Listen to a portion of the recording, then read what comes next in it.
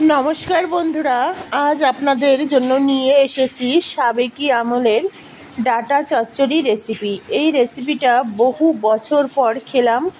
ছোটোবেলায় খেয়েছি মায়ের হাতে কাটোয়ার ডাটার ভাতে, কাটোয়ার ডাটার চচ্চড়ি।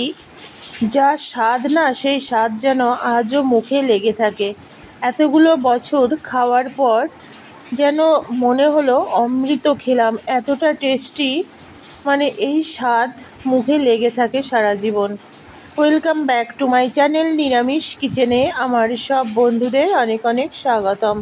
তো বন্ধুরা, এই ডাটা চচ্চড়ি যারা খাননি একবার তাদের রিকোয়েস্ট করব, এখন ডাটার সিজন, এই ডাটা থাকতে থাকতে একবার খেয়ে নিন।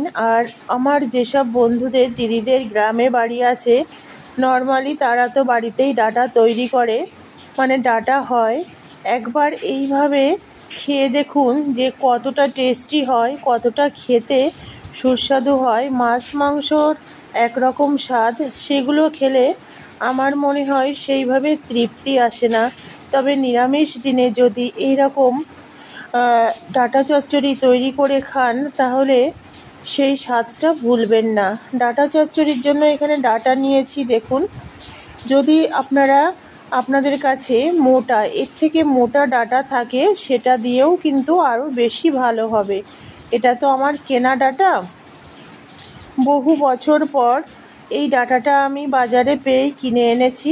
অনেকগুলি ডাটা ছিল একসঙ্গে, কিন্তু অতটা ডাটা চচ্চড়ি করা সম্ভব নয়, তাই আমি পরিমাণ মতো কেটে নিয়েছি। আর এখানে আছে কিছুটা পরিমাণ কাঁঠালের বীজ, মানে কাঁঠালের দানা। এখানে একটা জিনিস মনে রাখবেন, এই ডাটাগুলো পুরো খোসাটা ছাড়াবেন না, একটু একটু করে খোসা ছাড়াবেন। আর যে কচি কচি পাতাগুলো থাকে ডাটার, সেই কচি পাতাগুলো ফেলবেন না, ডাটার সঙ্গে সেই কচি পাতাগুলো দিয়ে দেবেন। আর ডাটাগুলি যেন আঁশ থাকে, সামান্য একটুখানি ছুলবেন, বাকিটা ছুলবেন না। মশলার জন্য এখানে নেব গোটা জিরে, কিছুটা পরিমাণ কাঁচা লঙ্কা, কিছুটা পরিমাণ সাদা তিল দিয়েছি, আর দেব কিছুটা পরিমাণ সাদা সর্ষে। এখানে আপনারা কালো সর্ষেটা ইউজ করতে পারেন, ওটা আমি বেটে নেব। আপনারা চাইলে শিলে বেটে নিতে পারেন বা মিক্সিতে পেস্ট করে নিতে পারেন। এখানে 1 চামচ সর্ষের তেল দিয়ে দিলাম, খুব বেশি তেল লাগবে না। আর দেব এর মধ্যে 5 ফোড়ন।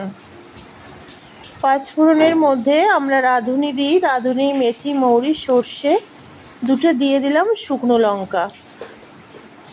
বন্ধুরা, এই ডাটা চচ্চড়ির মানে যে মোটা কাটোয়ার ডাটাগুলো হয়, মোটা মোটা, সেই কাটোয়ার ডাটা ধরুন আমাদের হাত যেমন মোটা হয়, মানে নর্মাল বাচ্চাদের অত মোটা মোটা কাটোয়ার ডাটা হয়, সেই ডাটাগুলো মানে ভাতে দিত আমার মা, এত অপূর্ব স্বাদ লাগতো কি বলবো। সেই ছোটোবেলায় নিজেদের বাড়িতে হতো, সেগুলো খেয়েছি।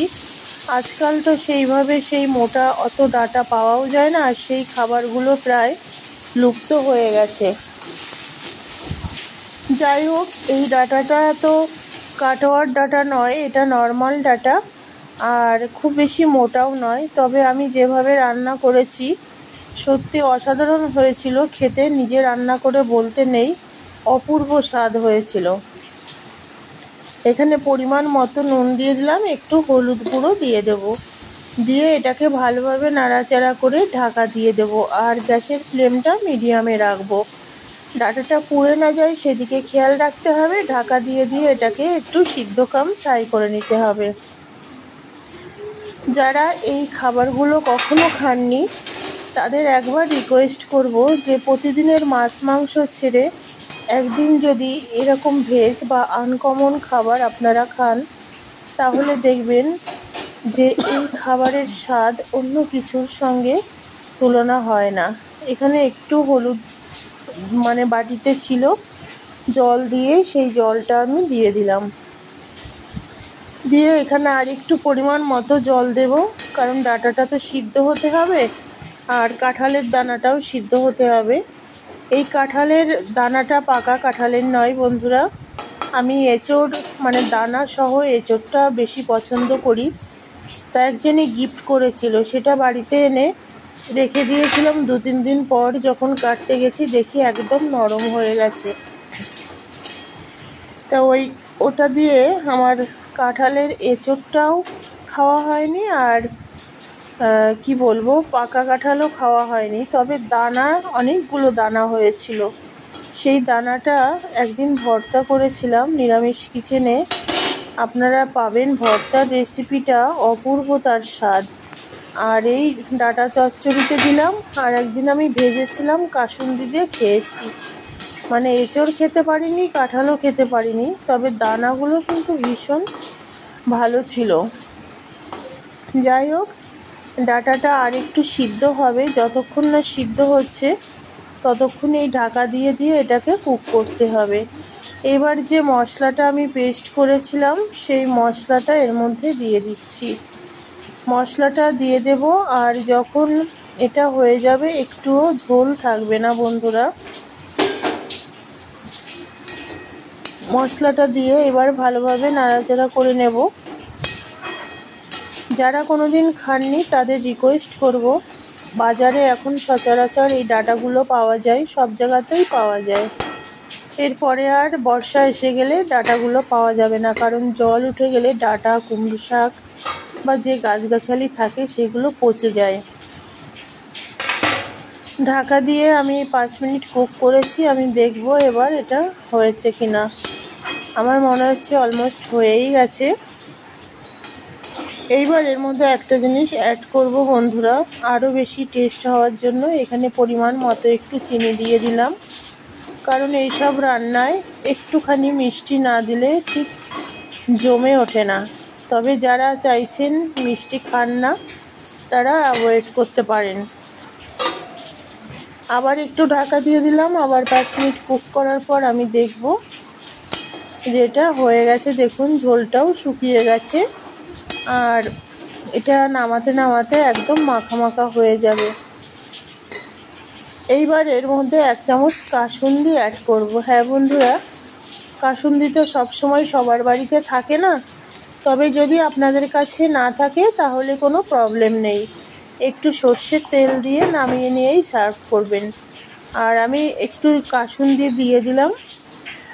এই কাসুন্দির রেসিপিটা আপনারা নিরামিষ কিচেনে পেয়ে যাবেন। কিভাবে কাসুন্দি তৈরি করে সারা বছর কাসুন্দির গুঁড়ো সংরক্ষণ করতে পারবেন এবং নিজের প্রয়োজন অনুযায়ী, সময় অনুযায়ী আপনারা তৈরি করে খেতে পারবেন, তার একটা রেসিপি দেওয়া আছে। আপনারা চাইলে নিরামিষ কিচেনে দেখে নিতে পারেন। একটু সর্ষের তেল আর কাসুন্দি দিয়ে ভালোভাবে নাড়াচাড়া করে এটাকে আমি নামিয়ে নেব। দেখুন একদম মাখা মাখা হয়ে গেছে, আর এতটুকু ঝোল কিন্তু নেই। খেতে অপূর্ব স্বাদ হয়েছিল। আমি ঢাকা দিয়ে 5 মিনিট এটাকে রেখে দিয়ে তারপরে সার্ভ করে আপনাদের দেখাচ্ছি।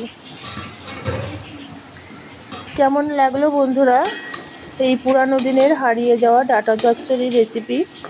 কমেন্টস করে জানাবেন। ভালো লাগলে একটা লাইক, একটা শেয়ার করতে ভুলবেন না।